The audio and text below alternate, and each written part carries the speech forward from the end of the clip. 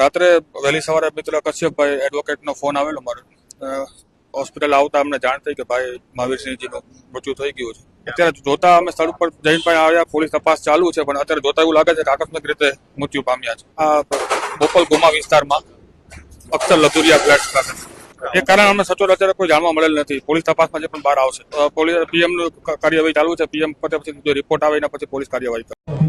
જવાબ આપે છે થાણાનો કે જેની ચૂડી ભાંગી હોય, જેના માથાના ચાંદલા, જેના હેઠા વિખાણા હોય ને એને ખબર હોય। શું કહે છે કવિ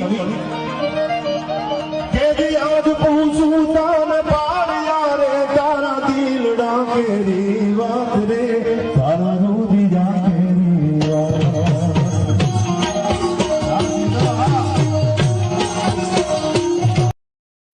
એટલે જ કહું છું, અને પાછળથી નહીં, માઇક આંગલાવ એકવાર આમાં તો આવો, અને જો ધોળા દીએ ધરબી નો દે તો અમારા લોહીમાં ફેર હોય ભલા મારા, પણ એકવાર તમે આમાં તો આવો।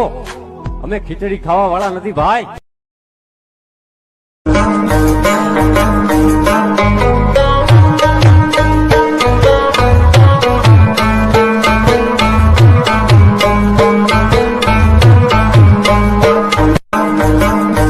એનો રૂવાડું કોઈથી જિંદગીમાં કોઈના બાપથી ખાંડું નથી થવાનું। ત્યાં મઢડા વાળીના રખો પાસે ભાઈ, એના ખોડેલા કોઈથી નો ખેવાના, કોના બાપની તેવડ છે।